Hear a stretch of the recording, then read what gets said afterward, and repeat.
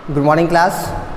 सो देखिए, आज हम जो पढ़ने जा रहे हैं that is effects of force. Force की वजह से क्या क्या हो सकता है, आपको सारी चीज़ें पहले से पता है।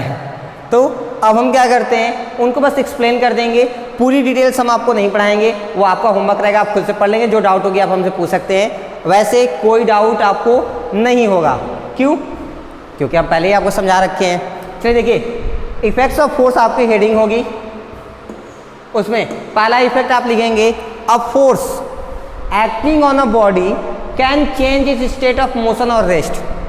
हो सकता है अगर कोई चीज़ रुकी हुई है, मान लीजिए ये रुका हुआ है, ठीक है, मैंने इसको छोड़ा तो ये चलने लगा, वो नीचे ही जा रहा था, लेकिन जा रहा था ना, किसकी वजह से गया था?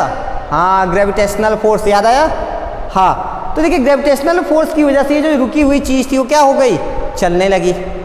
अभी देखिए ये चल रहा था, ऐसे छोड़ा हमने, ये चल रहा था, सॉरी, ये चल रहा था और मैंने नीचे से इसको फोर्स लगा के इसको रोक लिया।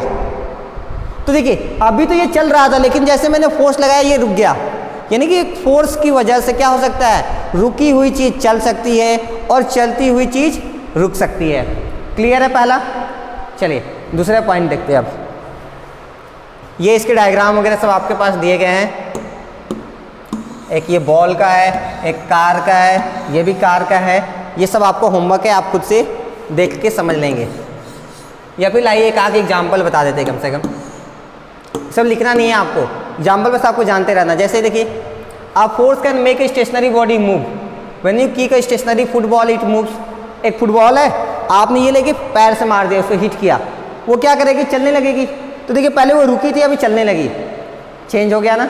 अब फुटबॉल आ रहा था या कोई क्रिकेट की बॉल आ रही थी, आपने कैच ले ली, तो पहले जब वो बॉल आ रही थी तब तो वो चल रही थी, लेकिन जब आपने उसको कैच लिया, आपने उस बॉल को क्या करते हैं? रोक दिया।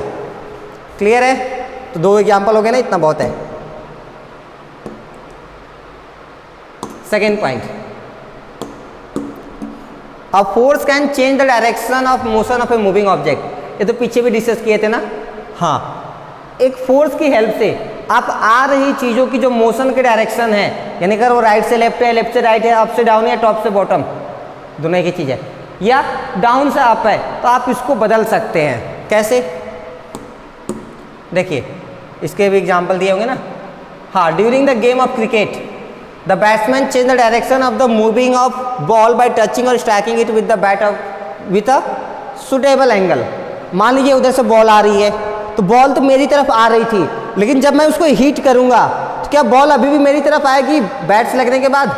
नहीं, बैट से लगने के बाद तो वो वापस इधर उधर कहीं जाएगी। तो क्या उसका डायरेक्शन सेम रहा कि बदल गया?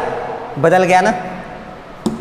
दूसरा, when you pass along a bus or truck emitting smoke, you wave the smoke away by moving your hands. Your moving hands exert force on the smoke and pushes it away. कई बार, वैसे generally ये होता नहीं है, इससे air pollution बढ़ता है, but कई बार गाड़ियाँ जब खराब हो जाती हैं तो गाड़ियों के पीछे जो स्मोक फिल्टर लगा होता है उससे क्या होता है? धुआं निकलती है। अब मान लीजिए आप गाड़ी से उतरे और गाड़ी आगे बढ़ी, उससे धुआं निकला, तो धुआं हो सकता है आपके तरफ आ गया हो, तो आप क्या करते हैं? हाँ, या तो आप हैंकी से कवर करते हैं या फिर उसको ऐसे ऐसे करते हैं ना, ताकि वो वहाँ से हट जाए। जब आप ऐसे ऐसे करते हैं तो वो हट जाता है। यानी जब आप अपने हैंड से उसके ऊपर फोर्स लगाए तो जो आपकी तरफ आ रहा तो वो डायरेक्शन उसका चेंज हो गया। क्लियर है? समझ में आ रहा है? चलिए सेकेंड लिखने के बाद third, a force can change the shape and size of the object. एक फोर्स की हेल्प से आप किसी भी ऑब्जेक्ट की शेप और साइज दोनों ही बदल सकते हैं। देखिए, when a force is applied on a soft object it changes the shape and size of the object. Example लेके अभी हमने दिखाया भी था, पिछले लेक्चर में दिखाया था ना आपको, दोबारा नहीं दिखाएंगे। For example, when an inflated balloon is pressed between two hands it shape and size changes. अब मान लीजिए आपके पास एक बलून है, बलून, ठीक है, वो उसको फुलाया गया है। इन्फ्लेट का मतलब फुलाना, हवा भर दी है आप। अब उसको दोनों तरफ सब दबा रहे हैं, हल्के हाथों से भरेंगे तो फूट जाएगा। जब हल्के हाथों से दबाएंगे तो उसकी शेप और साइज क्या होती है? बदल जाती है। बदल जाती है ना। ठीक, ऐसे ही ये सब कुछ एग्जाम्पल आपके सामने दिए गए हैं। आप स्प्रिंग लेके दबा के देख लीजिए, उसकी शेप साइज बदल जाएगी। आप पेस्ट दबा के देख लीजिए। आप चाहें तो ये क्या दिया है? स्पंज, चलिए ये सब तो खैर आपको आता ही है। Next that is force can stop a moving object. अगर कोई चीज़ चल रही है तो फोर्स उसको रोक सकती है। ये काम फ्रिक्शन फोर्स भी करता है और वो काम हम बाहर से फोर्स लगा के भी करा सकते हैं। जैसे when a force is applied on a moving object in the opposite direction. अब मान लीजिए ये साइकिल किधर आ रही है, इधर आ रही है ना, मैंने इधर से फोर्स लगाया, अगर दोनों फोर्स इक्वल हो गई तो ये क्या हो जाएगी, रुक जाएगी। रुक जाएगी कि नहीं? हाँ, जब हम एक फोर्स दूसरे फोर्स के अपोजिट लगाते हैं तो वहाँ पे जो फोर्स होती है वो एक दूसरे को रोकने का काम करती है और इस तरह से वो चीज़ रुक जाती है। एक तो वो एग्जांपल हो गया। दूसरा ये देखिए, अभी ये बॉल कहाँ आ रहा है, नीचे दिख रहा है ना, देख लीजिए अब तो दिख रहा, अब तो दिख रहा होगा। ये बॉल कहाँ आ रही है, नीचे की तरफ। अब ये अपने हैंड से फोर्स कहाँ लगाता है, ऊपर की तरफ, और उसको रोक देता है। यानी ये जो बॉल अभी चल रही थी वो आके यहाँ पे क्या हो जाएगी, रुक जाएगी। इसका मतलब फोर्स की हेल्प से आप कोई भी चलती हुई चीज़ को क्या कर सकते हैं, रोक सकते हैं। तो आप ये पॉइंट लिख लेंगे। फिर पांचवा, अ force can change the speed of moving object. हाँ, अब मान लीजिए ये एक फुटबॉल है, वो इधर जा रहा था धीरे धीरे, तब पीछे से कोई आया और उसको कस के हीट कर दिया, तो बताइए अब वो धीरे धीरे चलेगी, स्पीड से चलने लगेगी?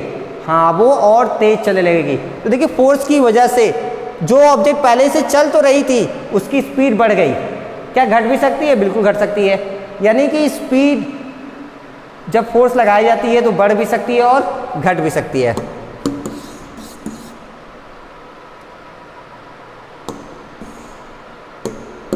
देखिए ये हो गया आपका। ठीक है, नेक्स्ट क्या दिया हमारे पास, when a force is applied on a moving object it can change the speed of a moving object. The speed of a moving object is increase by pushing it in the direction of its motion. अब बहुत simple सा है। अब मान लीजिए जो ball है वो इधर जा रहा था और आपने फोर्स भी इधर ही लगाया, तो इसकी स्पीड बढ़ेगी घटेगी? बढ़ जाएगी। अब मान लीजिए ये बॉल इधर जा रही थी लेकिन आप फोर्स इधर लगा रहे हैं, तो इसकी स्पीड बढ़ेगी घट जाएगी? घट जाएगी। बहुत सिंपल सी बात है, क्लियर है ना। अब मान लीजिए हवा इधर बह रही है और आप साइकिल भी इधर चला रहे हैं, तो आपकी साइकिल की स्पीड तेज हो जाती है कि कम हो जाती है? तेज हो जाती है। अब मान लीजिए हवा इधर ही चल रही थी लेकिन आप साइकिल इधर लेके आ रहे हैं, तो आपकी स्पीड बढ़ेगी घटेगी? घट जाएगी।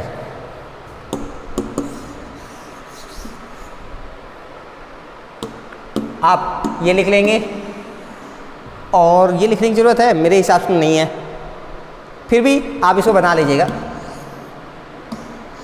देखिए क्या दिया है, अगर फोर्स को जिधर पहले से ऑब्जेक्ट मूव कर रहा था उसी डायरेक्शन में लगाया जाए तो स्पीड बढ़ जाती है।